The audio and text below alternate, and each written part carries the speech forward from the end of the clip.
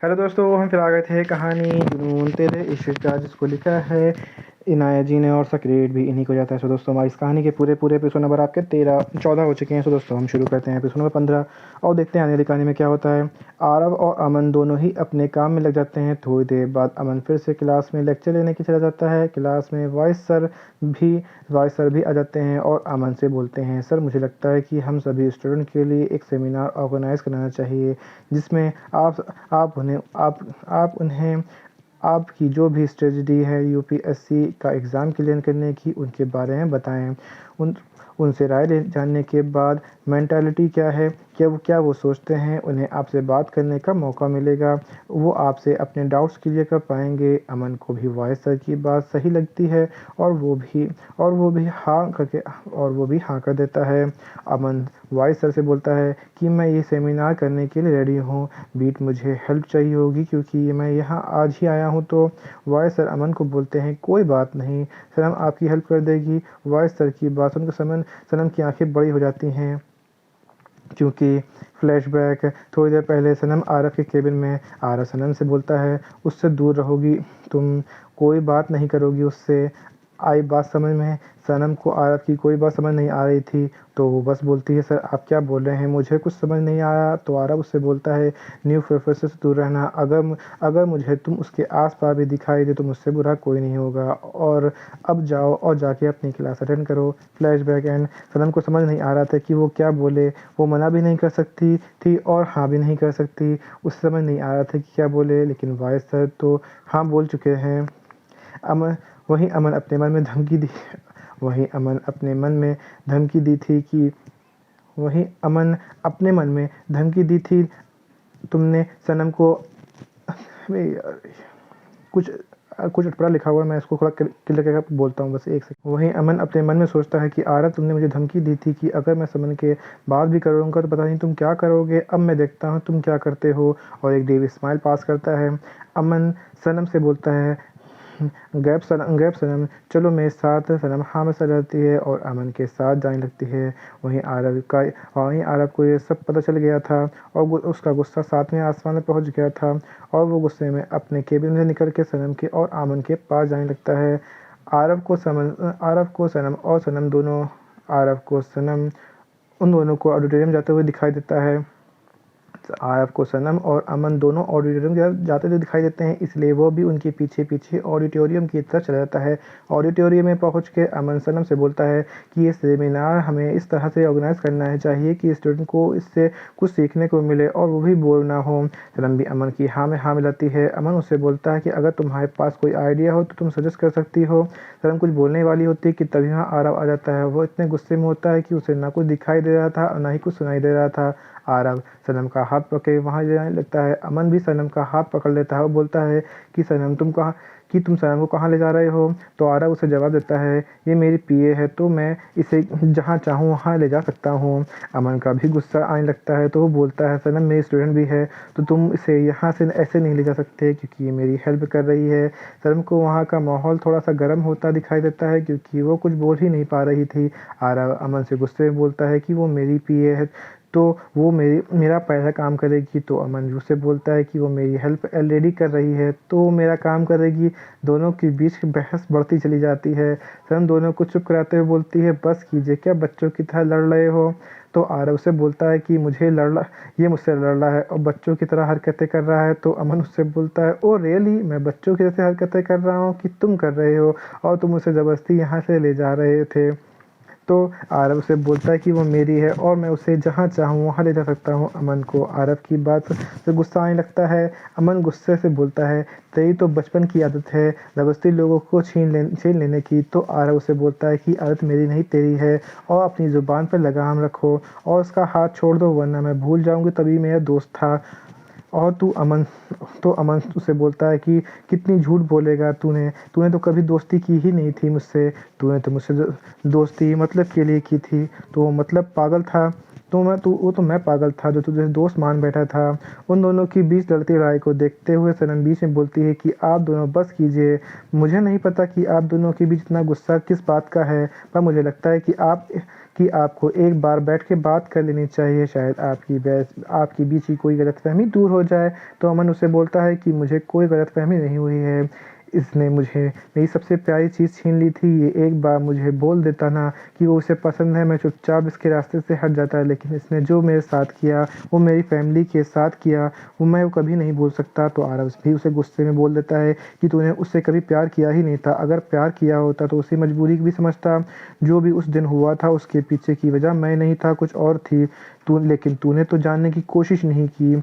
तूने उसकी बात मान ली होती तो आज यह नहीं होता जहाँ तू आज खड़ा है।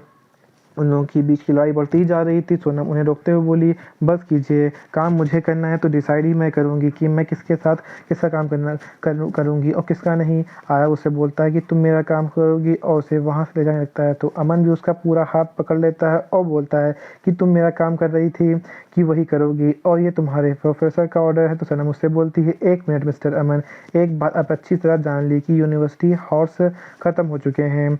तो इस वक्त ना आप मेरे प्रोफेसर और ना ही मैं आपकी स्टूडेंट। तो मुझे ऑर्डर देना बंद कीजिए। फिर आरव की तरफ मुड़ते हुए बोलती है, आप बोलिए सर, आपको क्या काम था मुझसे। तो आरव उससे बोलता है, मुझे कॉफ़ी पीनी है। तो सनम उसे घूर के देखती है, जैसे बोल रही हूँ सिर्फ कॉफ़ी के लिए इतनी लड़ाई कर ली। सनम आरव को उसके केबिन में जाने के बोलती है। तो आरव उससे बोलता है कि मैं नहीं जा रहा, मैं यही रहूँगा, मुझे भी देखना है तुम क्या काम करती हो और ठीक से कर भी रही हो नहीं। अमन को आरव की जलन देख के ही आ रही थी कि वो मन में बोलता है, ये कभी नहीं सो सकता, जलो जलो और जलो, अभी तो सिर्फ शुरुआत है। और यहीं पे कहानी का एपिसोड नंबर आपका 15 कंप्लीट होता है। मुझे लगता है तो मैं इसी में कहानी का एपिसोड नंबर 16 ऐड करता हूँ और देखता हूँ कहानी में क्या होता है। सनम आरव को कॉफ़ी देती है और उसके बाद अमन को हेल्प करने लगती है। आरव कॉफ़ी लेके वहीं बैठ जाता है। अमन सनम से हेल्प लेने के बहाने आरव को परेशान करने का रास्ता ढूंढ रहा था। वहीं सनम इन सबसे बेखबर अपने काम में लगी हुई थी। अमन काफ़ी देर से कोई मौका नहीं मिल पा रहा था। वहीं सनम को उसके बाद उसके चेहरे पे आंखें परेशान कर रहे थे। वो बार बार अपने बालों को कान के पीछे करती और फिर आने लगते। अमन और आरव काफ़ी देर से ये नोटिस कर रहे थे। अमन के दिमाग में एक खुराफाती आइडिया है। वो आरव की तरफ देख के एक डेविड स्माइल पास करता है, लेकिन आरव उसकी स्माइल के पीछे की खुराफात समझ गया था। अमन इन सबसे बेखबर आरव को परेशान करने के लिए अपना हाथ आगे बढ़ाता, सनम के बालों के पीछे करने के लिए। वो सनम के बालों को छूने से ही वाला था कि तभी आरव आके आके सनम को गोद में उठा लेता है और वहाँ से ले जाते हुए बोलता है, बाय प्रोफेसर साहब, बाकी ये काम कल के लीजिएगा। और सनम को लेके बाहर चला जाता है। सनम आरव की गोद से उतरने की कोशिश करते हुए भी बोलती है, सर आप क्या कर रहे हैं, मुझे नीचे उतारिए, कोई देखेगा तो क्या सोचेगा, इसलिए मुझे नीचे उतारिए। आरव उसकी बात का जवाब देते हुए बोलता है, मुझे कोई फ़र्क नहीं पड़ता, कोई देखता है तो देख लेने दो। तो सनम उसे बोलती है, लेकिन मुझे पड़ता है, प्लीज़ सर मुझे नीचे उतारिए, अभी हमारे बारे में किसी को कुछ नहीं पता, प्लीज़ मुझे नीचे उतार दीजिए। आरव सनम की बात सुन उसे नीचे उतार देता है और उसे बाहर उसका वेट करने के लिए बोलता है। वहीं अमन ऑडिटोरियम में खुद में बात कर रहा था, ये कमीना कभी नहीं सुधर सकता, कल भी ज़िद्दी था और आज भी है और हमेशा रहेगा। पीछे से आवाज़ आती है, अमन मुड़ के देखता है तो वहाँ आरव खड़ा हुआ था, उसे देख के मुस्कुरा रहा था। आरव उसके पास आते बोलता है, उससे दूर रहे, वरना मुझे अपना कमीनापन दिखाने में ज़्यादा वक्त नहीं लगेगा। तेरी और मेरी लड़ाई में उसका कोई रोल नहीं है, उससे बीच में मत ला। और रही बात लड़ाई की, तो लड़ाई तो कभी थी ही नहीं। तू मुझे अपना दुश्मन मानता है, मैं नहीं। तुझे सिर्फ एक गलतफहमी है जो मैंने बहुत जल्दी ही दूर कर दूंगा। और इतना बोल के वहाँ से चला जाता है। अमन चुपचाप वहाँ खड़ा रहता है और खुद से बोलता है, पता नहीं क्यों आज तेरी बातों पे बिलीव करने का मन कर रहा है, लेकिन मैं जानता हूँ तू मुझे झूठ बोल रहा है, मुझे कोई गलतफहमी नहीं हुई। और खुद भी वहाँ से निकल जाता है। वहीं सनम जब यूनिवर्सिटी से बाहर आती है तो उसे प्रिया मिल जाती है। सनम का उसे देखते ही चेहरे का रंग उड़ जाता है। वो प्रिया के पास जाके अपना सिर नीचे कर खड़ी हो जाती है। तो प्रिया उसे बोलती है, अब ऐसे ही खड़ी रहेगी या कुछ बोलेगी भी, आज तो तुझे मुझे सच बताना ही पड़ेगा। सनम चुपचाप उसकी बात सुनती रहती है। वहीं आरव ये सब अपनी कार में बैठे देख रहा था। जब सनम काफ़ी देर तक नहीं जब सनम काफ़ी देर तक नहीं आती तो आदिल को कॉल करके बोलता है। आदिल सनम और प्रिया के पास जाके बोलता है, मैम आप जाइए, सर आपका वेट कर रहे हैं, इन्हें मैं हैंडल करता हूँ। सनम आदिल की बात मानकर वहाँ से निकल जाती है। प्रिया आदिल को देख के पहचान जाती है कि उस रात वाले ही हैं। तो वो आदिल से बोलती है, तुम ही हो ना जो मेरी दोस्त को लेने आए थे उस आदमी के साथ। कौन है तुम? कौन है तुम? तुम्हारा बॉस। मैं उसे छोड़ूंगी नहीं, जिसने मेरी दोस्त को मुझसे दूर कर दिया। तो आदिल उससे बोलता है, आपको जानना है तो आप मेरे साथ आइए। आदिल प्रिया को लेकर दूसरी कार में निकल जाता है। पूरे रास्ते प्रिया ने आदिल के सवाल पूछ पूछ के परेशान कर दिया था। आदिल खुद से ही बोलता है, क्या हमारी लेडी बॉस इसकी सच में दोस्त है? ये नॉन स्टॉप एक्सप्रेस तो चुप होने का नाम ही नहीं ले रही। काफ़ी देर तक वो प्रिया की बातों को टालता रहता है, लेकिन फिर वो एकदम से कार को ब्रेक लगाता है और प्रिया की तरफ मुड़ के बोलता है, तुम कुछ देर तक चुप नहीं रह सकती क्या? कब से देख रहा हूँ, बोले जा रही हो, बोले जा रही हो। मैं तुम्हें आखिरी बार बोल रहा हूँ, चुप रहो जाओ, वरना वरना क्या कर लोगे? प्रिया उससे बोलती है। तो एक तो तुम मेरी दोस्त को उस बॉस से छीन ली है, एक तो एक तो मेरी दोस्त तुम्हारे उस बॉस से छीन ली, ऊपर से तुम मुझे चुप रहने को बोल रहे हो। नहीं होती चुप, बोलो क्या कर लोगे? और उसे मारने लगती है। आदिल गुस्सा प्रिया की ब्लास्ट सुन और उसका कंट्रोल बहुत अपने आप को कंट्रोल करने की कोशिश करता है। वो वो गुस्से में प्रिया की सीट को सीधा करके वो उसके ऊपर आ जाता है और बोलता है, जानना है मैं क्या कर सकता हूँ? तो ये देखो। इतना बोल कर प्रिया के होठों पे अपने होठ रख देता है और उसे किस करने लगता है।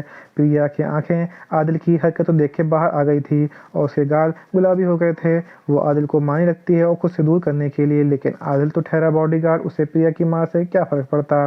वो प्रिया के हाथों को कस के पकड़ता है और काफ़ी देर तक उसे किस करता है। प्रिया को जब सांस लेने में तकलीफ होती तो आदिल उसे छोड़ता है, पर उसे दूर नहीं होता। उसे बोलता है, दोबारा मुझसे गुस्सा दे रहा है तो मैं इससे आगे ही बढ़ सकता हूँ, और एक बात, आज के बाद तुम किसी और लड़के के पास भी मत दिखनी चाहिए। और अगर तुमने मेरी बात नहीं मानी तो मैं क्या कर सकता हूँ, वो तो तुम्हें समझ आ ही गया होगा। और उसे छोड़ देता है और उसकी सीट से फिर ठीक करके वापस ड्राइव करने लगता है। प्रिया काफ़ी देर तक आदिल की हरकतों के बारे में सोचती है रहती है। उसने आदिल की नज़रें मिलाने की हिम्मत भी नहीं हो रही थी। वो खिड़की के बाहर देखने लगती है। थोड़ी देर बाद वो आदिल से बोलती है, मुझे मेरे पीजी छोड़ दो। तो उल्टा तो आदिल उसे उल्टा ही जवाब देता है, तुम मेरे साथ रहोगी मेरे घर पे, क्योंकि तुम मेरी हो। तुम पे मेरे नाम की मोहर लग चुकी है और जो मेरा है वो मुझसे दूर बिल्कुल नहीं रहेगा, बिल्कुल भी नहीं।